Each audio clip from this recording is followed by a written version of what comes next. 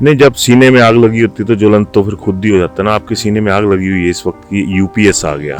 अब हाँ, ये जो कल से थोड़ी सी जो इसमें चर्चा शुरू हुई है, कल जो विक्रमादित्य सिंह ने बयान दिया वो इशारा कर रहा है कि प्रदेश सरकार भी आप लोगों को सहूलियत देने के चक्कर में खुद फंस गई है, क्योंकि हर जगह पे कैप सेंट्रल गवर्नमेंट ने ठोक दी है कि माइनस सेंट्रल गवर्नमेंट।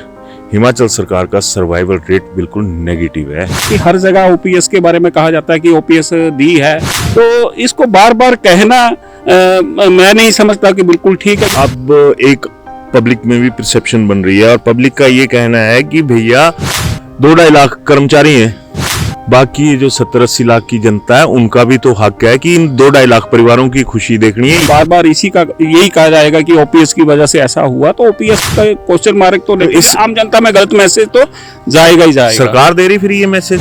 आजकल जो कर्मचारी हैं या अधिकारी हैं उनका जो पैकेज है सालाना वो बहुत ज्यादा बढ़ चुका है। जब इतनी मोटी सैलरी मिल रही है तो क्या आप लोग बचत नहीं कर सकते? आप क्यों पेंशन पे फोकस कर रहे हैं? कुछ को आप ओपीएस दे रहे हैं, कुछ को आप एनपीएस दे रहे हैं। कौन दे रहा है? कहीं ना कहीं ये इशारा नजर आ रहा है कि भैया get ready for the UPS. आ गया यूपीएस, इसमें कर्मचारी हित है, तो आप लोग उसमें सहमत है फिर सरकार के इस फैसले के साथ? कहीं विक्रमादित्य सिंह को सेंटर की तरफ से इशारा होगा कि जाके थोड़ी सी चिंगारी भड़काइए, देखिए क्या होता है आगे जाके।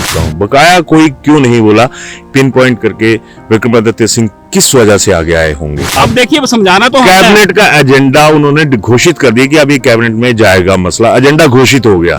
इट मींस की इशारा कहीं ना कहीं से है कि अब ओपीएस देके हम मारे जा रहे हैं, यूपीएस को लाओ। जिन्होंने स्कीम बनाई उन्होंने अपने पे इसको इम्प्लीमेंट नहीं किया और कर्मचारियों पे लागू की जा रही है। आपने जो हिमाचल के 4 सांसद है उनसे ये सवाल उठाया, इसका जो फायदा था क्या हरियाणा के एम्प्लॉइज को नहीं चाहिए था? आप लोगों ने बहुत बड़ी मुहिम उस वक्त तैयार की थी। हरियाणा में आपके घुटने लग गए, दिल्ली में आपके घुटने लग गए, सबके। बहुत सी चीजें चुनाव में जो है वो मैटर करती है। हिमाचल में क्यों नहीं मैटर करी फिर? अग्निहोत्री जी ने माता चिंतपूर्णी माता की कसम खा के कहा था कि हम इसको करेंगे। बेनिफिट कर्मचारियों के जरिए कांग्रेस ले रही है सत्ता में रहने के लिए। हिमाचल में अगर मैं कहूं तो जो एम्प्लॉयमेंट है वो थम सी गई है। अब तो ये है ठाकुर साहब कि 5,000 की नौकरी, 6,000 की नौकरी, आउटसोर्स पर नौकरी, वो वहां पर धक्के खा रहे हैं। आप लोगों के पास सारी चीजें हैं, नेताओं के पास सारी चीजें हैं, उन लोगों के लिए क्या है? अगर आप इसी तरह से रहेंगे फिर तो एक आदमी एक दफ्तर में मिलेगा। मान लीजिए कि अगर यूपीएस बढ़िया हुई तो ओपीएस छोड़ी जाएगी क्या? आईएएस लॉबी, आईपीएस लॉबी, इन्होंने आपकी ओपीएस को नहीं माना था।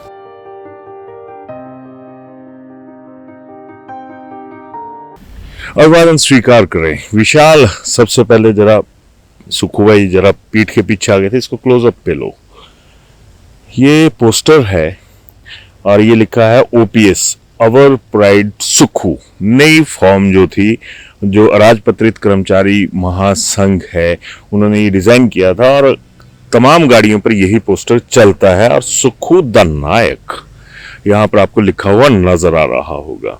खैर, इस वक्त ओपीएस, यूपीएस, एनपीएस, ये 3 ऐसे ट्रायंगल लव स्टोरी है जो एम्प्लॉयज हैं कि आज ये एक तरह से कहें कि दुविधा का जो एक त्रिकोणीय प्रेम कहानी है सरकारों की और कर्मचारियों की, उसमें फंसते हुए नजर आ रहे हैं। तो मेरे साथ हैं राजपत्रित कर्मचारी महासंघ के जिला कांगड़ा के अध्यक्ष राजेंद्र मनहास।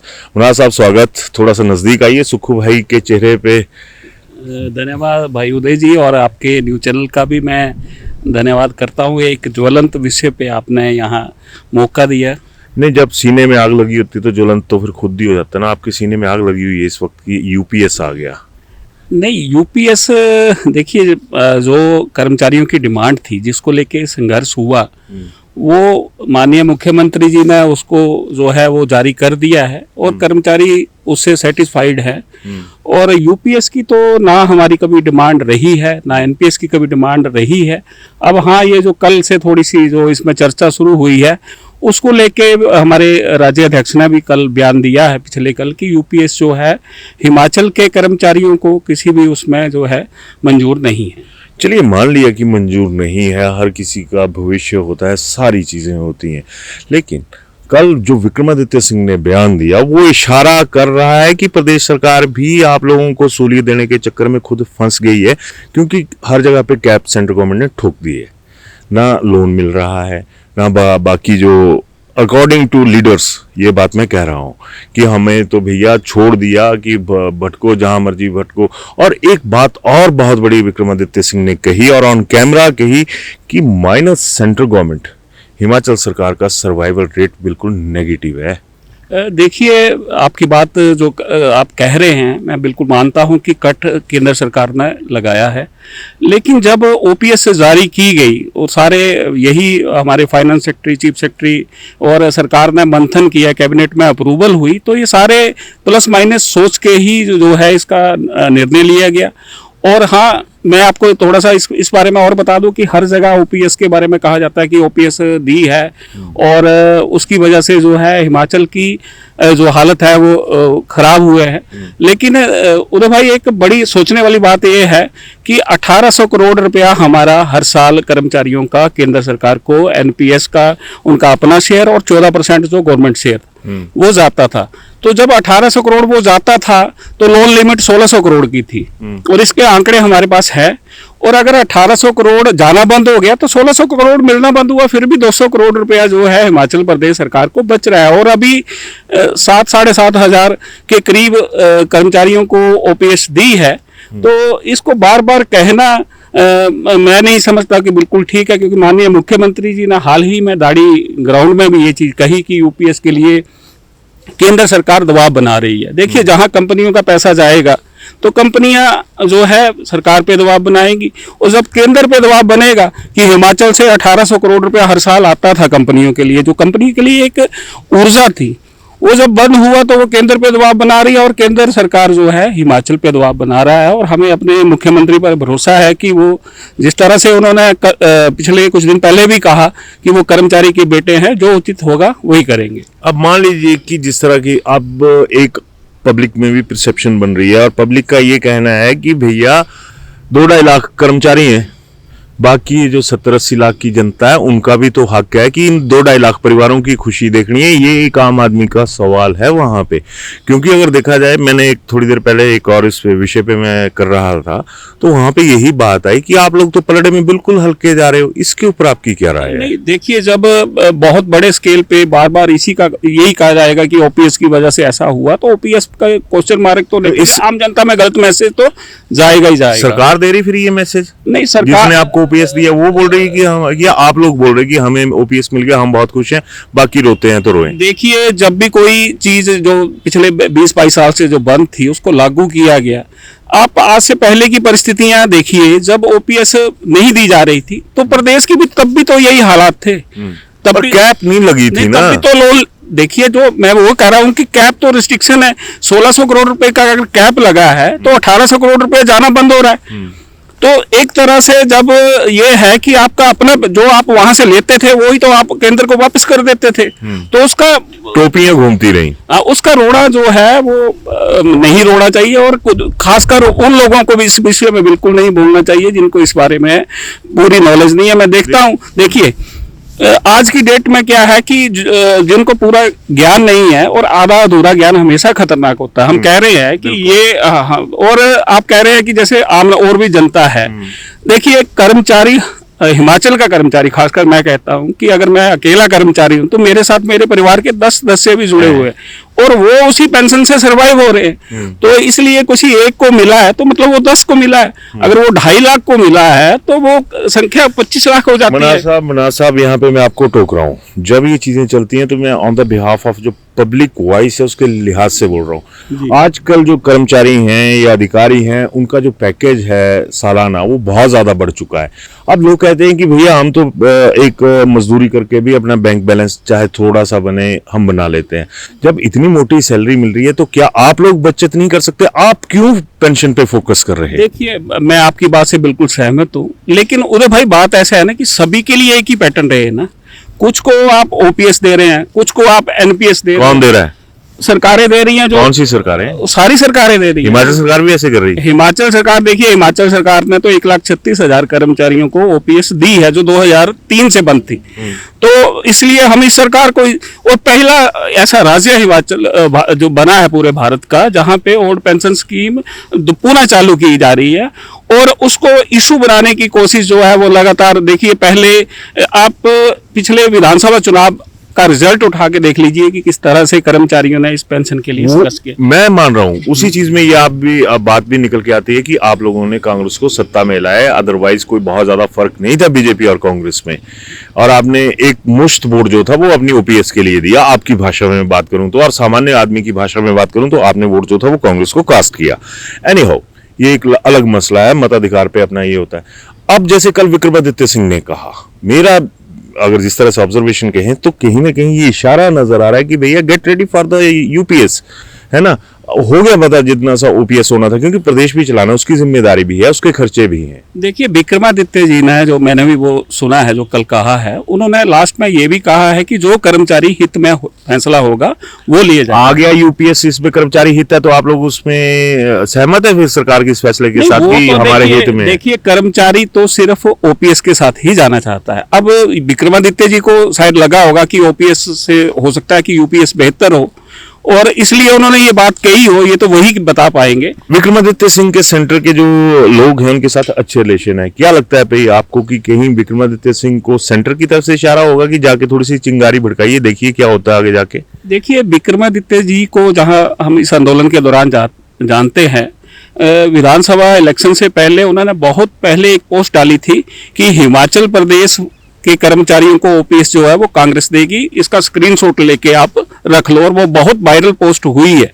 और मेरे को नहीं लगता कि वो किसी दबाव में या हाँ, कई जैसे मीडिया ने सवाल पूछा कि यूपीएस के बारे में आप क्या सोच रहे हैं, तो उन्होंने एक पक्ष रखा होगा कि कैबिनेट में हम देखेंगे, अगर बेनिफिट लगेगी तो हम देंगे। बकाया मंत्री क्यों नहीं बोला इस मसले पे? मैं अब थोड़ा सा इंटरनल पॉलिटिक्स पे आता हूँ। बकाया कोई क्यों नहीं बोला, पिन पॉइंट करके विक्रमादित्य सिंह किस वजह से आगे आए होंगे? देखिए ये तो अब वही जाने कि उन्होंने इस विषय में बोला है, लेकिन जब भी कोई किसी भी मंत्री से आप इस चीज को पूछेंगे, मेरे को ये लगता है, हो सकता है मैं गलत हूँ, किसी भी मंत्री से आप पूछेंगे कि आप यूपीएस को लागू करेंगे तो उसका डिप्लोमेटिक सा जवाब यही होगा, beginner is always a beginner. बाकी फॉलोअर्स चाहे 100 खड़ा हो जाए वो मायने नहीं रखता, बिगनर कौन था ये सबसे बड़ी बात है। जी जी बिल्कुल। जो अब जो फर्स्ट ही जब वो आ गया उनका बयान, उसके पर ये सवाल अगर किसी भी उससे पूछा जाता, इवन मुख्यमंत्री जी से भी पूछा जाता, तो शायद मुख्यमंत्री जी कहते कि हम इसको रिव्यू करेंगे और हो सकता है कि यूपीएस में ज्यादा बेनिफिट हो। अब देखिए समझाना तो कैबिनेट का एजेंडा उन्होंने घोषित कर दिया कि अब ये कैबिनेट में जाएगा मसला, एजेंडा घोषित हो गया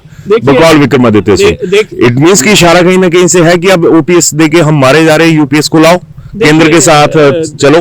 देखिए अब जो चीजें जिसके तन में लगी होती है उसी को पता होता है, और यूपीएस अगर इतना ही बेनिफिटेड होता तो सबसे पहले मैं कहता हूं कि वो दिल्ली के सांसद इसको ले चुके होते। वो क्यों ओपीएस ले रहे हैं?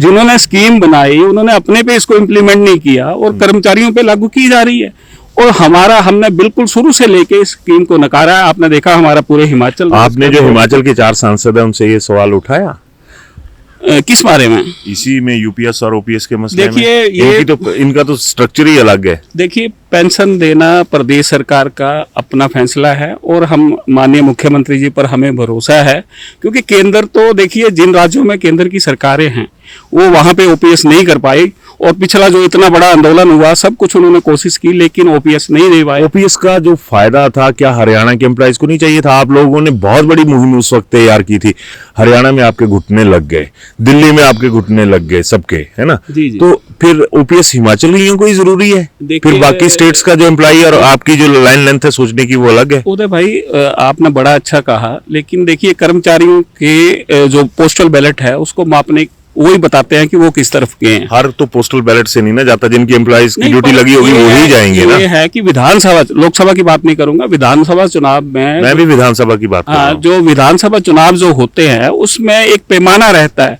और आप उसमें पोस्टल बैलेट लीड देखिए तो वो जो कांग्रेस को सीटें हरियाणा में आई हैं उसमें 3 गुना हमारा बहुत बड़ा अच्छा संगठन, वहां धारीवाल जी हमारे स्टेट प्रधान है, और उन्होंने लाठियां तक हमारे कर्मचारियों पे बरसाई थी। फिर वोट क्यों दे दिया? लेकिन ये है ना कि 3-4% अगर कर्मचारी हैं तो वो प्रभावित तो कर सकते हैं सीटें, लेकिन कुछ हिमाचल का जो कर्मचारी था वो ज्यादा था, मतलब ये माने वो भी है। दूसरा जो टिकट आवंटन है, बहुत सी चीजें चुनाव में जो है वो मैटर करती है। हिमाचल में क्यों नहीं मैटर करी? फिर 0.9% का फर्क था। देखिए हिमाचल में एक तो शुरू से ही इशू रहा है, ये जो संघर्ष चला हुआ उसमें। दूसरा सबसे बड़ी बात ये रही कि इस तरफ से बहुत पॉजिटिव जो है शुरू से इशारा हो गया था, जैसे मैंने कहा विक्रमादित्य जी ने इशारा कर दिया था, अग्निहोत्री जी ने माता चिंतपूर्णी माता की कसम खा के कहा था कि हम इसको करेंगे, और देखिए हुआ है, और हुआ यही एक वादा हाँ, पूरा हुआ है। और उसके साथ उस समय राजस्थान में भी जो है ओपीएस थी, कांग्रेस दे चुकी थी, एक प्रत्यक्ष उदाहरण था कि इन्होंने राजस्थान में किया है। तो ये माना जाए कि ये बेनिफिट कर्मचारियों के जरिए कांग्रेस ले रही है सत्ता में रहने के लिए। नहीं देखिए, बेनिफिट तो आप जरिया बन रहे हैं, आप देखो माध्यम जी, बन रहे हैं बेनिफिट देने का। मेरा एक कहना है कि अगर सरकार ने इसको बेनिफिट लेने के लिए किया होता तो ये 26 में होता। मुख्यमंत्री जी ने पहली कैबिनेट में इसको दे दिया, सरकार को इसका बेनिफिट पहले मिल चुका था। अगर सरकार इसको दोबारा भुनाना चाहती तो 25-26 में इसको ला सकते थे और फिर से दोबारा वो रिपीट कर सकते थे। ये पहलू है, ये इससे सहमत ऐसा हूं। पहलू है कि एक मानवीय आधार पर जो है वो इस पेंशन को बहाल किया चलो, गया। इस टेक्निकल चीज से मैं आता हूँ। आप भी एक सामाजिक प्राणी हैं। हिमाचल में अगर मैं कहूँ तो जो एम्प्लॉयमेंट है वो थम सी गई है, इस चीज से इनकार नहीं किया जा सकता। जी। आज मेरी किसी एम्प्लॉय लीडर से ही बात हो रही थी, तो उन्होंने कहा कि भैया मेरे थोड़े से वो हैं, इनकम टैक्स वगैरह जमा होना है, हमारे पास फोर्स नहीं है ना, कि लोग नहीं है। अब सरकार ओपीएस देने के चक्कर में है और बकाया अगर किसी को रखेंगे पैसे देने पड़ेंगे। अब तो ये है ठाकुर साहब कि 5,000 की नौकरी, 6,000 की नौकरी, आउटसोर्स पर नौकरी, इस तरह से हमारे ही भाई बहन जो हैं वो वहां पर धक्के खा रहे हैं। आप लोगों के पास सारी चीजें हैं, नेताओं के पास सारी चीजें हैं, उन लोगों के लिए क्या है? अगर आप इसी तरह से रहेंगे फिर तो एक आदमी एक दफ्तर में मिलेगा, काम ना आम आदमी का होगा ना आपका होगा। देखिए, ये आपने बिल्कुल सही कहा। आज हम बार बार सरकार से भी ये मांग कर रहे हैं कि नई भर्तियां की जाए, और सरकार लगातार सरकार ने हमें भरोसा दिया है कि इस पे काम चला हुआ है। और ये जो भर्तियां हैं ये पिछले आज से ही कम नहीं हुई हैं, ये शुरू से ही ऐसा, जैसे पहले 15 बंदे होते थे, तो पिछले 6-7 साल, 8-10 साल से जो लगातार जो है नई भर्तियां, जो अभी देखिए जेओजे एक नई पोस्ट क्रिएट करके जो थोड़ा सा रिचार्ज विभागों में किया गया, मल्टीटास्क वर्कर आए, और कुछ ऐसे जो आज की डेट में बिजली विभाग आप देख लें, बिजली विभाग में मतलब फील्ड स्टाफ बहुत कम है। और इस चीज आज से उन्होंने एक वो भी कर दी कि 8 घंटे की ड्यूटी करेंगे भैया, रात को लाइट जाती है तो जाए।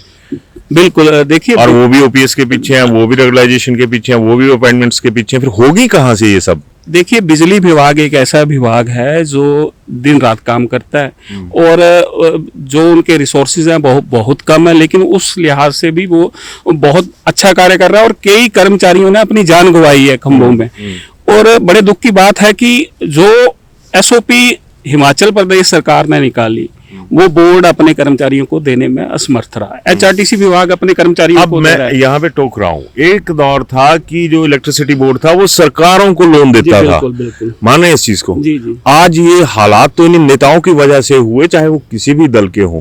तो मतलब आज ना आम आदमी का कुछ हो रहा है, जो ऑलरेडी जॉब में है उनका सब कुछ हो रहा है, फिर आम आदमी कहाँ पे जाएगा? क्योंकि आप लोग समाज को भी रिप्रेजेंट करते हैं। बिल्कुल, हम करते हैं, और हम अपनी तरफ से, मैं आपको कहूं कि एक कर्मचारी सैलरी लेता है तो उसके साथ जो है पूरा गांव और पूरा व्यापारी वर्ग, उनका सबका सिलसिला जुड़ा होता है। और टैक्स पेयर होता है, उसके बाद जीएसटी अलग से देता है, और हर चीज में उसका योगदान रहता है।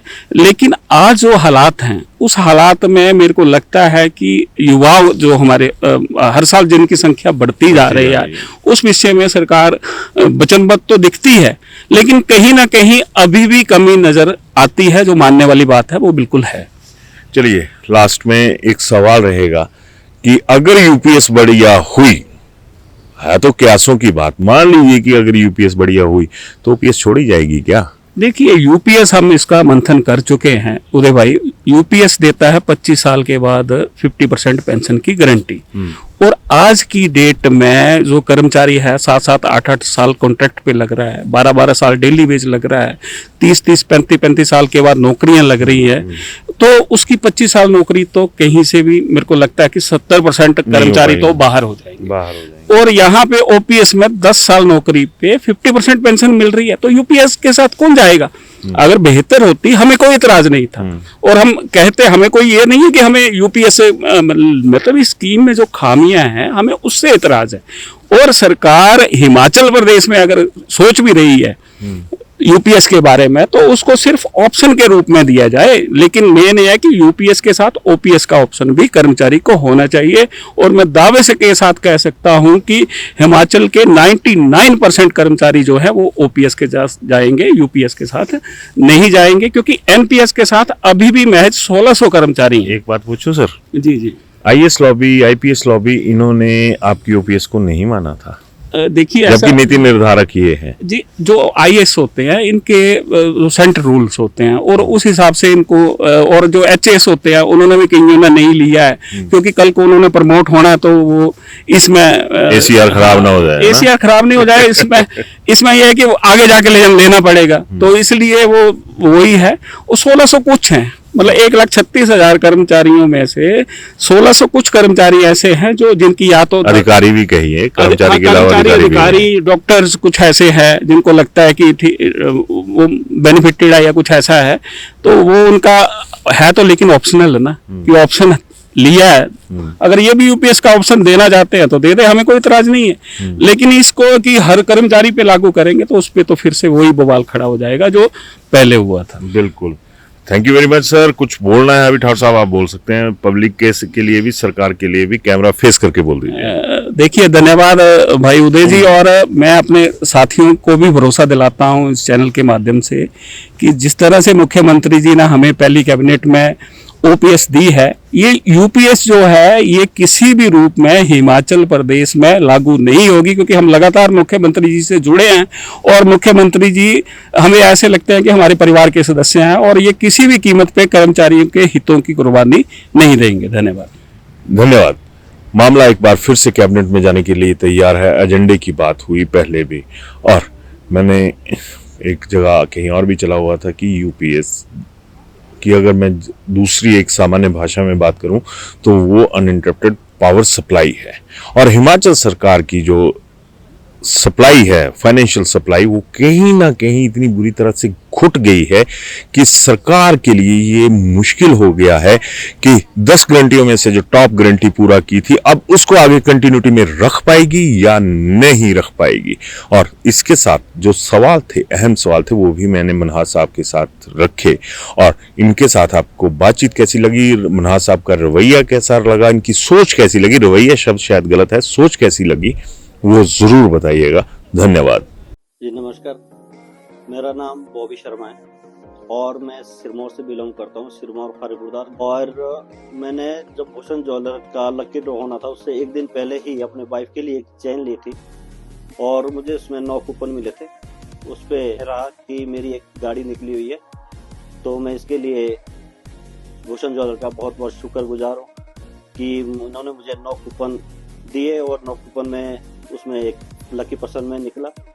भूषण ज्वेलर का देखा जाए तो यहाँ पे मैं करीब 4-5 सालों से विजिट कर रहा हूँ। मेरे जो कस्टमर है, मैं भी फील्ड में काम करता हूँ, उन लोगों को भी मैं बताता हूँ कि जो भी गोल्ड परचेज करना है तो भूषण ज्वेलर में आए। इनका मेकिंग चार्जेस और सारा कुछ गोल्ड, प्योर गोल्ड मिलता है। तो मैं लोगों को भी यही अपील करना चाहता हूँ कि आप ज़्यादा से ज़्यादा भूषण ज्वेलर की विजिट करें और इसका फ़ायदा उठाएं। Thank you so much.